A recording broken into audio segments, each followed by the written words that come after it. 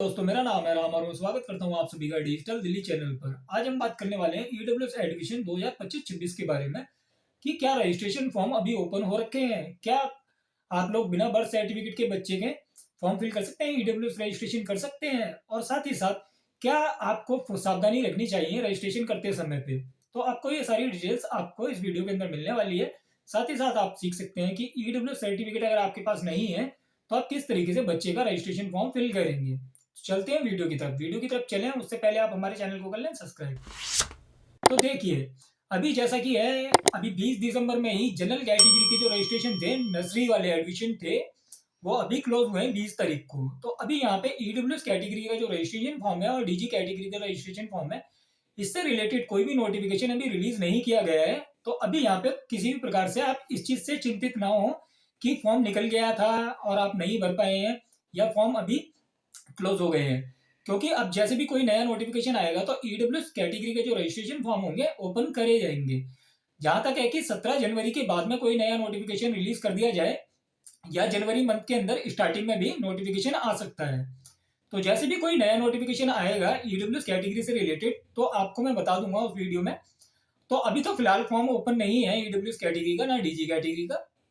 तो अभी यहाँ पे आप बिल्कुल चिंतित ना हो, क्योंकि जो एडमिशन क्लोज हुए हैं 20 दिसंबर को वो जनरल कैटेगरी के एडमिशन थे। अब बात आती है कि अगर आपको बच्चे का बर्थ सर्टिफिकेट नहीं है आपके पास तो क्या आप ईडब्ल्यूएस कैटेगरी का फॉर्म फिल कर पाएंगे। तो देखिए, यहाँ पे बच्चे का बर्थ सर्टिफिकेट होना कोई कंपलसरी डॉक्यूमेंट नहीं है कि बच्चे का बर्थ सर्टिफिकेट होगा तभी आप फॉर्म फिल कर सकते हैं। आप बिना बर्थ सर्टिफिकेट के ही बच्चे का फॉर्म फिल कर सकते हैं और एडमिशन दिला सकते हैं अपने बच्चे को। यहाँ पे आप वहाँ पे क्या कर सकते हैं एडमिशन दिलाने के लिए, जैसे मान लीजिए आप वहाँ पे आंगनवाड़ी रिकॉर्ड दे सकते हैं या आप पेरेंट्स अंडरटेकिंग दे सकते हैं स्कूल को कि हमारे बच्चे की ये उम्र है, तो वो भी वैलिड होती है। आप इन दोनों डॉक्यूमेंट के जरिए भी बच्चे का एडमिशन करा सकते हैं। तो बर्थ सर्टिफिकेट कोई कंपलसरी डॉक्यूमेंट नहीं है कि आपको चाहिए होगा तभी एडमिशन होगा। आपको अब यहाँ पे इनकम सर्टिफिकेट की जरूरत पड़ती है अगर आप ईडब्ल्यूएस कैटेगरी से फॉर्म फिल करते हैं। तो इनकम सर्टिफिकेट आपको चाहिए होगा। अगर आपके पास इनकम सर्टिफिकेट नहीं है तो आप राशन कार्ड दे सकते हैं। और अगर आप डीजी कैटेगरी से अप्लाई करेंगे तो आपको पता होगा कि कास्ट सर्टिफिकेट चाहिए होता है। उसमें आपको एक चीज का ध्यान रखना है, जो कास्ट सर्टिफिकेट होता है ये बनता है फादर के ब्याह पे बनता है बच्चे का। तो यहाँ पे अगर मदर का कास्ट सर्टिफिकेट है तो आप मदर के कास्ट सर्टिफिकेट को लगा के बच्चे का फॉर्म ना फिल करें, क्योंकि जो प्रोविजन है बच्चे का जो कास्ट सर्टिफिकेट जनरेट कर सकते हैं आप वो फादर के ब्याह पे कर सकते हैं। तो मदर का यहाँ पे वैलिड नहीं माना जाएगा। हो सकता है, हालांकि ये मेंशन नहीं है, पर इसी के आधार पे एसडीएम ऑफिस से डॉक्यूमेंट इशू किए जाते हैं और यही प्रोविजन है कि फादर के ब्याह पे बच्चे का कास्ट सर्टिफिकेट जनरेट होता है। तो मदर का कास्ट सर्टिफिकेट नहीं लगाना है आपको। आप या तो फादर का कास्ट सर्टिफिकेट लगाएं या बच्चे का कास्ट सर्टिफिकेट लगाएं, तभी आप फॉर्म आवेदन करें, क्योंकि इसके ब्याह पे आपके फॉर्म के ऊपर ऑब्जेक्शन लगाया सकता है स्कूल, और उसके लिए फिर आपको परेशानियों का सामना करना पड़ सकता है, क्योंकि ये मेंशन नहीं किया गया है कि फादर का लगेगा कास्ट सर्टिफिकेट या मदर का लगेगा, पर यहाँ पे आपको फादर या बच्चे का लगाना चाहिए। अब इसके बाद जैसे ही आप फॉर्म फिल करेंगे तो रजिस्ट्रेशन जैसे ही चालू हो जाएंगे, आपको रजिस्ट्रेशन फॉर्म फिल करते समय सबसे पहले सावधानी ये रखनी है कि आप जो बच्चे की डिटेल्स फिल कर रहे हैं वो आधार कार्ड या आपका जो बच्चे का बर्थ सर्टिफिकेट दे रहे हैं या आप अंडरटेकिंग दे रहे हैं उससे डेट ऑफ बर्थ और बच्चे का नाम मैच करता हो और बच्चे का फादर नेम मैच करता हो।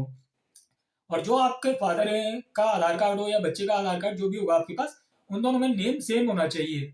क्योंकि क्या होता है, अगर मान लीजिए आपके इनकम सर्टिफिकेट में जैसे मान लीजिए दीपक कुमार नाम से आपका इनकम सर्टिफिकेट बना हुआ है और बच्चे के आधार कार्ड में बच्चे का फादर का नाम सिर्फ दीपक लिखा हुआ है, तो वहां पे भी आपको परेशानियों का सामना करना पड़ सकता है, क्योंकि दीपक और दीपक कुमार 2% काउंट हो जाते हैं। तो आपको यहाँ पे या तो बोथ आर सेम पर्सन का एफिडेविट देना पड़ सकता है। इससे बढ़िया है आप पहले ये सारी डिटेल्स चेक कर लें, उसके बाद जब भी आप रजिस्ट्रेशन फॉर्म फिल करें तो इनकम सर्टिफिकेट से अगर आप फॉर्म फिल कर रहे हैं तो इनकम सर्टिफिकेट का जो नंबर रहता है आपको वो सही तरीके से फिल करना है, क्योंकि उससे आपका वेरिफिकेशन होता है। और जो इशू डेट है आपकी या अप्लाई डेट है आपकी, वो आपको डेट सही से फिल करनी है। इसी प्रकार आपको कास्ट सर्टिफिकेट का भी सेम प्रोसेस से फिल करना है। और अब बात आती है कि अगर आप राशन कार्ड से फिल करेंगे तो राशन कार्ड के ऊपर इशू डेट नहीं होती है। तो इशू डेट देखने के लिए आपको राशन कार्ड का स्टेटस चेक करना होता है, जहां पे आपको राशन कार्ड की इशू डेट देखने को मिल जाती है। आपको वहां से इशू डेट देख के तब फॉर्म में फिल करनी है। तो आशा करता हूँ दी गई जानकारी अच्छी लगी हो आपको। जानकारी आपको अच्छी लगी हो तो वीडियो लाइक करें, चैनल सब्सक्राइब करें। आपके मन में कोई क्वेश्चन हो तो कमेंट करके पूछ सकते हैं। Income certificate, domicile caste certificate, marriage registration, labour card, pan card इत्यादि सर्विसेज आप हमारे चैनल पे देख सकते हैं। धन्यवाद।